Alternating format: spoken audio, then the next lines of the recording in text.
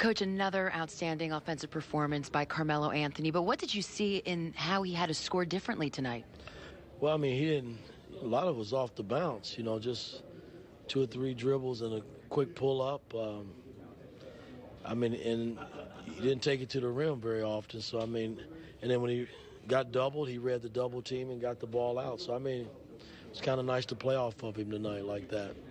How clutch was Raymond Felton in that fourth quarter to help pull away? It was big because we changed our offense up a little bit and kind of spread it. Instead of having 2 guard front, just went with the 1 guard front up the middle, and he was pretty good in delivering for us. How did JR also take advantage of how you changed up the offense? Well, he had been struggling early, and the thing with JR, he's going to eventually make a shot or 2. You just got to stay with him and keep him pumped up, and he ended up hitting a couple big ones. That big 3 he hit in the corner was huge for us. How hard is it to get guys to not just stop and watch when Melo's rolling like that? Well, again, I mean, Melo's smart enough to know if he's doubled, he'll sacrifice the ball, and we have enough shooters around him that's capable of making shots. So that opens it up for Melo even more.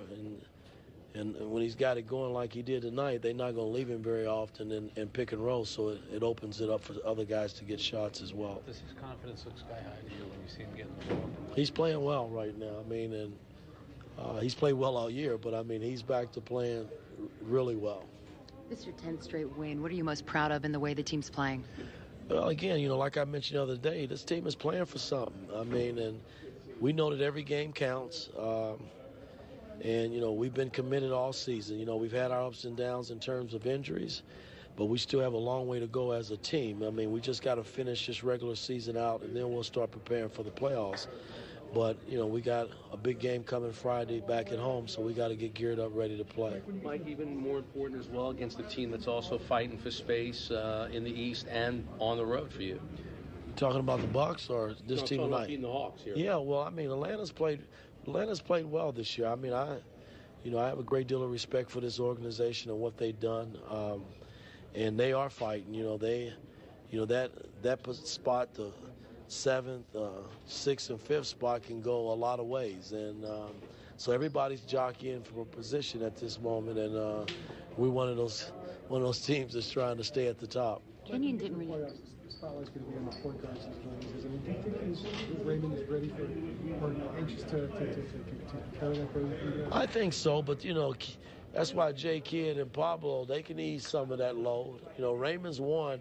You go back to college, you can't win a national title not playing at a high level. Raymond was great at doing that for his team, and so he knows how to run a team when it counts. And I think he'll be ready. But we got to get there first. Mike mentioned JR struggling. He was having a little bit of a rough go in the third quarter, and then he gets the technical. Did you have to settle him down a little bit? No, not really. I mean, again, JR's figured it out. He knows he's going to be on the floor. He knows shots are going to come his way.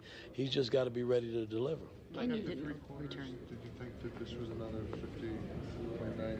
36. Well, if I didn't sit him, in the beginning of the fourth, it probably would have been. But he was sucking wind a little bit, so he needed a blow. And when I turned to him, I think at the 10-minute mark, he looked at me like I was crazy because I was going to bring him in for Novak, and then Novak hits the 3. So we gave Novak another minute or 2, and then we brought him in. What's your concern about Kenyon? He didn't return with a knee injury. I think he's banged it, and so we got to be cautious. Right now we're a little shorthanded in terms of our bigs, so we just got to weigh it out, take tomorrow off, let them get some treatment, and then we'll be ready for Friday. Is that an example of Carmelo looking at the big picture, you think, where it's not just about these numbers, it's about long-term playoff games? I think not only Melo, it's everybody, man. These guys have been around long enough to know it's regular season and what you do to position yourself, for the playoffs. And, he's committed, man. I mean, and he's hungry just like LeBron and those guys were hungry a few years ago trying to chase that title. And, that's what we're trying to do as a team. On Friday, obviously the celebration of the 40-year anniversary. I mean, being that you played for Holtzman, is there any connection there for you to see? Well, it's special. I'll be there. It's special. That's all I can say. I'm just glad I was drafted by the Knicks and given an opportunity to play for a great franchise. And, you know, Red Holzman set the table for all of us. So, you know, we have him to thank. Mike, was there anything you saw? I mean, it's just rare to see a team struggle so much on that West Coast trip you had, and then to reel off 10 in a row. Was there anything you saw when you guys kind of hit bottom there, and how were you guys? I mean, I don't know if it was bottom. We were shorthanded. You know, I mean, you know, you're missing some key pieces when you go out west. It's not easy winning on the road.